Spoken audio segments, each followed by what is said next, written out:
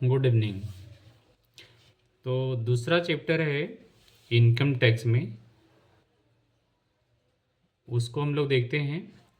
4 year under graduate programme के अंतर्गत multi disciplinary courses में इनकम टैक्स के अंतर्गत दूसरा चैप्टर हम लोग देख रहे हैं, और वह है कुल आय, निवास स्थिति और कर देनदारी।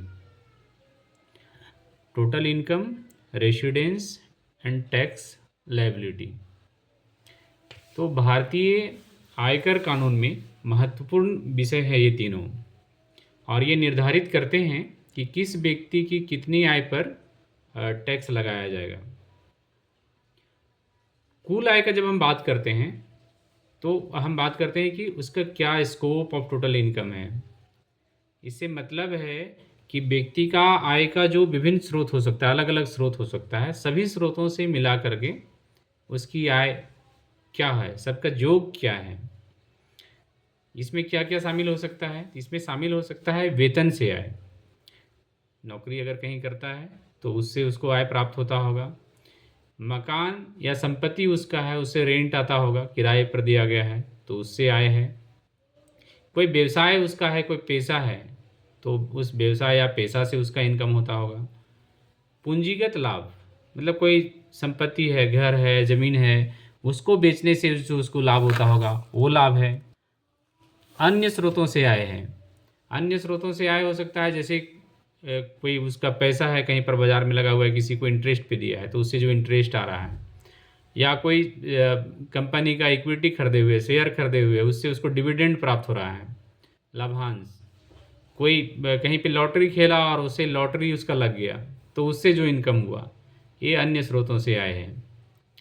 तो ये सब जो है आय विभिन्न छूटों और कटौतियों के बाद कर योग्य आय बन जाता है। तो ये सब हुआ, उसको हम लोग कुल आय कहते हैं। अब हम लोग बात करेंगे दूसरा चीज़, जो दूसरा बिंदु बोले थे वो है रेसिडेंस या निवास स्थिति। निवास स्थिति का इनकम टैक्स में क्या महत्व है? निवास स्थिति ये तय करता है कि उस आदमी का इनकम में टैक्स लगेगा तो कितना लगेगा, वो कहाँ कहाँ पैसा कमाया है, किस पैसा पे टैक्स लगेगा। अगर वो भारत के अंदर रहता है तो भारत के अंदर कहीं पैसा पे टैक्स लगेगा, या भारत के बाहर कमाया है उस पर भी टैक्स लगेगा। ये उसका निवास स्थिति तय करता है। तो किसी, अब उसको क्या करते हैं, कुल आय पर भारत में टैक्स लगेगा या नहीं, ये भारतीय आयकर अधिनियम के अनुसार व्यक्ति को 3 भाग में बांटा गया है। ये 3 भाग कौन कौन है? तो एक तो है पहला रेसिडेंट, निवासी जो यहाँ का है। तो इस तरह का व्यक्ति होता है, उसमें क्या होता है, किसको कहेंगे कि कोई भी व्यक्ति 182 दिन या उससे अधिक भारत में रहता है। 6 महीना जिसको हम लोग एक तरह से कहते हैं कि 6 महीना या उससे अधिक भारत में रहता है, लेकिन यहाँ पे दिन में बोला गया है 182 डेज। अगर यदि वो भारत में रहता है या उससे ज़्यादा दिन तो यहाँ का निवासी माना जाएगा। अब क्या है कि निवासी भी जो है वो 2 तरह के और होते हैं। कौन कौन होते हैं उसको देखते हैं। एक होता है निवासी और सामान्य निवासी। तो इसमें क्या होता है, भारत और विदेश दोनों जगह के आय पर उसको टैक्स लगता है, देना पड़ता है। एक होता है RNOR, मतलब निवासी तो है लेकिन वह सामान्य नहीं है। तो उसको क्या करना होगा, जो भारत में पैसा कमाएगा, भारत में जो अर्जित किया है आय, उस पर ही उसको टैक्स देना पड़ता है। विदेश में अर्जित आय पर उसको टैक्स नहीं देना पड़ता है। एक होता है नॉन रेसिडेंट, अनिवासी भारतीय, जिसको हम लोग सुने होंगे। तो उसको किसको कहेंगे? ऐसा व्यक्ति जो 182 दिन से कम भारत में रहता है, वो अनिवासी भारतीय है। इस इस ऐसे व्यक्ति पर जो सिर्फ भारत में कमाता है पैसा, उस पर उसको टैक्स लगता है। तो ये हुआ कि रेसिडेंट कौन है और किस किस तरह से उसका कर का निर्धारण होता है।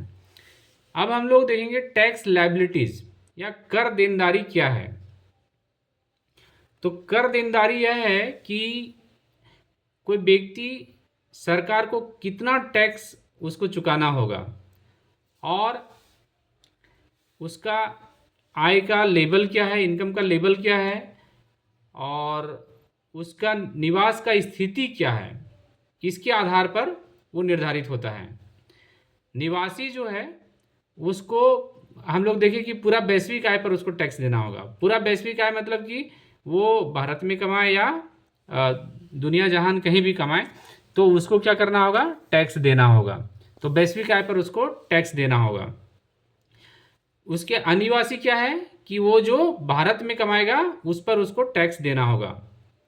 कटौतियाँ कैसी होती है, तो कटौतियाँ हम लोग देखते हैं कि इनकम टैक्स के अलग अलग धारा हैं जिसके तहत छूट दिया जाता है। एटीसी है, एटीडी है, इस तरह के कई सारे धाराएं हैं जिस पे उसको इनकम टैक्स में छूट दिया जाता है। इसको हम लोग अगर यदि बांटना चाहे तो कैसे बांट सकते हैं निवास स्थिति के अनुसार। तो एक है निवासी लेकिन वो क्या है, सामान्य निवासी नहीं है, और एक अनिवासी है, ROR, RNOR और NR। तो जो निवासी है यहाँ का ROR है, सामान्य निवासी है, तो उसका भारत में अर्जित आय कर योग्य है, विदेश में अर्जित आय वह भी कर योग्य है। जो RNOR है, तो RNOR का क्या है कि भारत में अगर यदि वो अर्जित करता है कोई आय तो वह कर योग्य है, लेकिन विदेश में अगर यदि अर्जित करता है तो वो कर मुक्त है। अनिवासी है तो उसका भी भारत में अर्जित आय जो है सो क्या होगा, कर योग्य होगा, और विदेश में अर्जित आय उसका भी कर मुक्त होगा। तो ये तीनों का हम लोग डिफरेंस अच्छी तरह से समझ लिए कि निवास का किस तरह से प्रभाव पड़ता है किसी व्यक्ति के इनकम और उस पर लगने वाले टैक्स पर। तो एक बार पुनः हम लोग उसको क्या करते हैं कि सार के रूप में देखते हैं कि हम लोग इस वीडियो में क्या क्या बात किए। तो पहला बात किए कि कुल आय क्या करता है, ये दायरा तय करता है कि विभिन्न जो सोर्सेस हैं उससे करदाता को क्या इनकम हो रहा है, सबका योग क्या है उसका इनकम, इसको ये बताता है। निवास स्थिति क्या तय करता है कि वह भारत में कमाता है या भारत के बाहर कमाता है, उस पर उसको किसको भारत के भीतर की कमाई पर टैक्स देना होगा, किसको बाहर की कमाई पर भी टैक्स देना होगा, इसका फर्क बताता है। कर देनदारी क्या है, कर देनदारी बताता है कि व्यक्ति की संपूर्ण आय में से क्या क्या उसका छूट कैसे कैसे मिल सकता है, किन किन धाराओं के अधीन, और उसके निवास स्थिति के आधार पर उसको क्या क्या छूट मिल सकता है। इन सब बातों का हम लोग जिक्र किए। तो धन्यवाद। फिर नेक्स्ट वीडियो में हम लोग देखेंगे कि और जो नया चैप्टर होगा, अगला चैप्टर होगा, उस चैप्टर के बारे में बात करेंगे।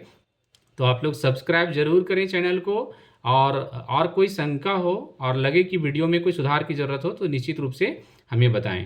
धन्यवाद।